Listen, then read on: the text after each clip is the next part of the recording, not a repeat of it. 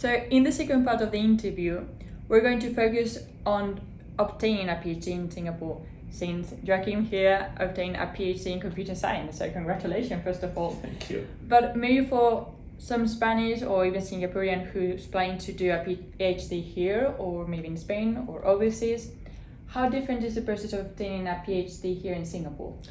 So that's quite interesting because my PhD is not actually full Singapore. It's half Singapore, half French. So I was studying my telecommunications engineering and I did my Erasmus, as most of us did. Yeah. And I did it in France and I did it for a double degree. So I spent a bit more time during one more year and then I moved to the master's thesis. And during this year I met a professor in my college in France he was not a professor, he was more an advisor, but I spent a lot of time with him, and suddenly he was director of a research lab in Singapore, a French research lab in Singapore, which, as far as I know, there is non-research lab, Spanish research labs here in Singapore, but France has like 4 or 5. So the collaboration between France and Singapore is huge. So he invited me to, do you want to do a PhD? I was hesitating, then you go to Spain and you take your time, and then finally I say yes. So I came together with my girlfriend at that time, now is my wife, so we stayed together. That worked great. That worked. Yeah. And then the difference, I don't really know in Spain how it works. I remember I was a fellow in a department in the university. I was helping PhD students, and I remember they were struggling, some of them, to get scholarships and to finish the research because the scholarship was not anymore funded.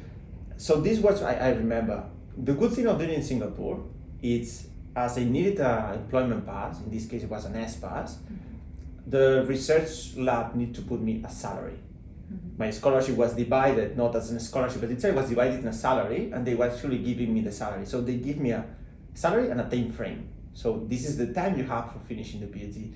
And at the end, I don't know if it's a common practice or not, but that helped me to focus on, I need to finish my research in that time. Otherwise, I knew people in Spain that took 4, 7, 8 years and they were still not finished.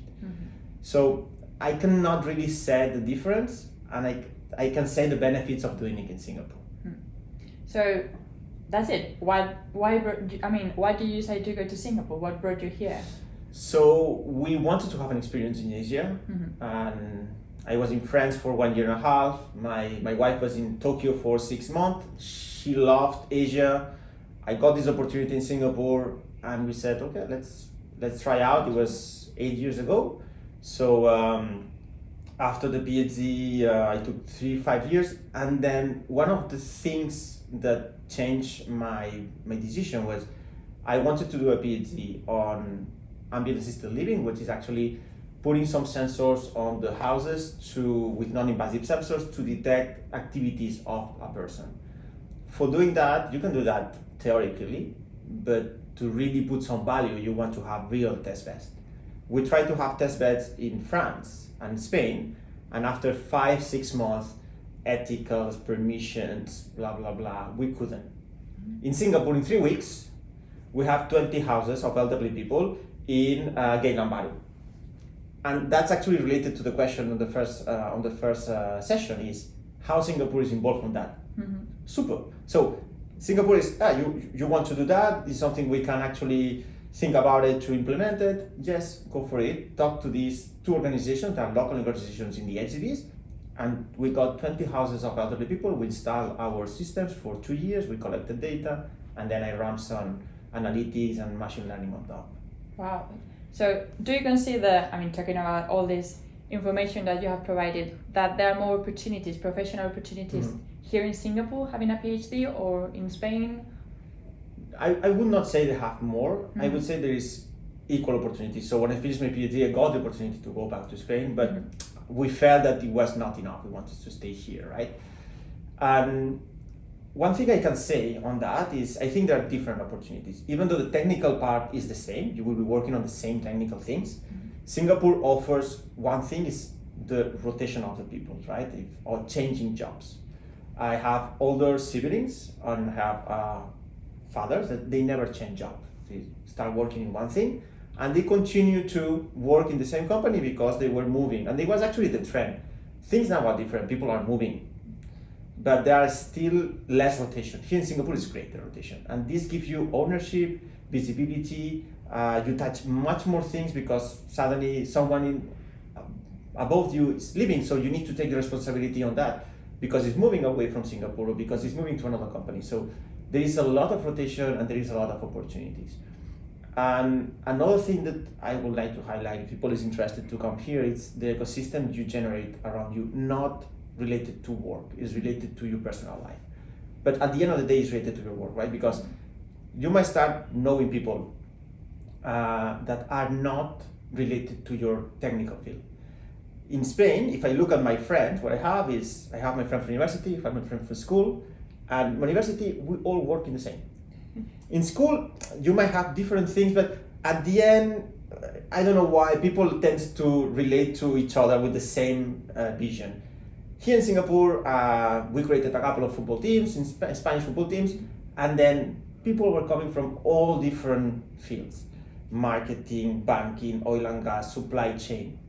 And all the knowledge that you can acquire only by drinking a beer with them and having a discussion, two of them on oil and gas are talking about the supply chain of oil and gas, to just sit there, take sips and learn from them. This is something in Spain I would say is not that common. And here is super common. This is a great advantage that we have here. Yes, I mean, I guess you acquire a greater vision of everything that you can even implement into your own sector. That's exactly, because I'm treating with customers as analytics staff in AWS. I treat banking customer, financial customer, supply chain.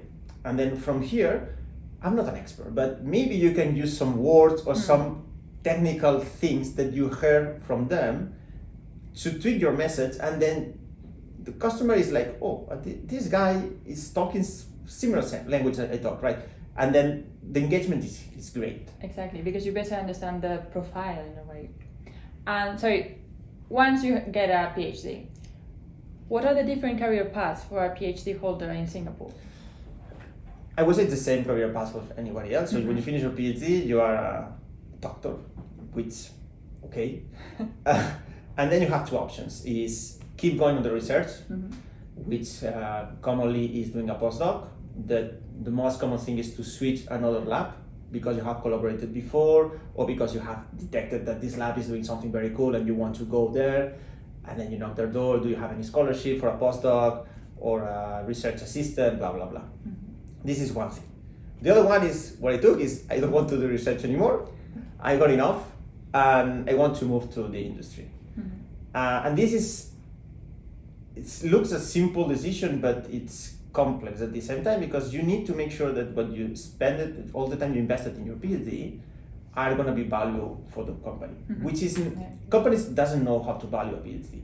They know you know things, but is experience, is working experience, is what do you, but if I give you 3 years experience, then you are maybe a manager, but you never manage anybody. So there is a gray zone here that you need to be able to be ready to defend your patch, let's say like that. So I decided which companies I wanted to talk to. You are very lost at the beginning, so I know these companies, consultancy firms, blah, blah, blah. And then at the end you get to know, technical interviews are usually okay, but then the moment you need to be more business oriented, then it's more about your soft skills than your hard skills. And in that case in Singapore, having been Spanish with different soft skills, I think that helped me to integrate a team and being able to navigate at the beginning all the small things that I needed to learn. I learned quite fast, so I was able to integrate quite fast on that. It's always for them, for the company, it's always a question mark on the PhD. They think that you are a guy sitting behind a computer, very dark room, only typing in a terminal, black screen with green matrix stuff. And it's not anymore the case. So I would like to say that PhD students are cool guys, so just give them the opportunity. Exactly. So you have to talk about this challenge, but were there any more unexpected challenges that you encountered while doing a PhD? PhD has always one challenge, is when you start a PhD, it will give you, okay, you just finished college, you don't know anything, and you start a PhD and 3 months later will tell you, what do you want to do? And you have to you have to have an hypothesis for the research, because at the end, a PhD is how you're going to contribute to the state of the art, how you're going to contribute to something new. And most likely you have no idea. So the challenge was for me is to find my path. And that's also another advice I can give now from experience is don't look at topics, look at teams. So if you are looking for doing a PhD, try to find a professor that has a team that collaborates together, because this will fit into your ideas and will give you an idea at the end. If you are working on silos, you will feel very alone. And this might lead to wrong hypotheses, wrong path, and it's 3 years, right? If you realize that you took the wrong path in the second year, then you have a problem. And then everything starts running, and then bad decisions, and it's not the first time we see that. So it's more about try to find a professor that is willing to spend time with you, try to find a team that is working in the same direction, and you will find the path here. That's the greatest challenge in a PhD. And the other one, it's all your colleagues are working. All your colleagues are growing, experience, working different type of projects, different type of experience, moving from companies. You are stuck for 3 years, 4 years, the time you do a PhD, with the same position, same topic that can be interesting or not, that depends on you, same scholarship, and you feel that you are not doing anything good for you.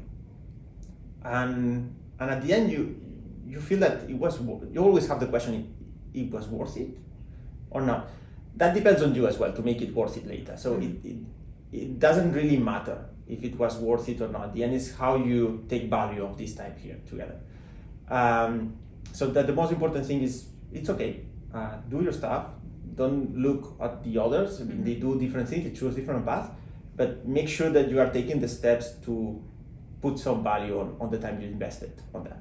Well, thank you so much, Joaquim, for giving us this experience of a PhD, but also tips for those who are starting the PhD. So thank you so much for coming. I hope to see you soon in the Spanish Sling. Thank you very much. Thank you for having me. It was a pleasure. It was a pleasure. And thank you so much for listening. See you next time in the Spanish Sling.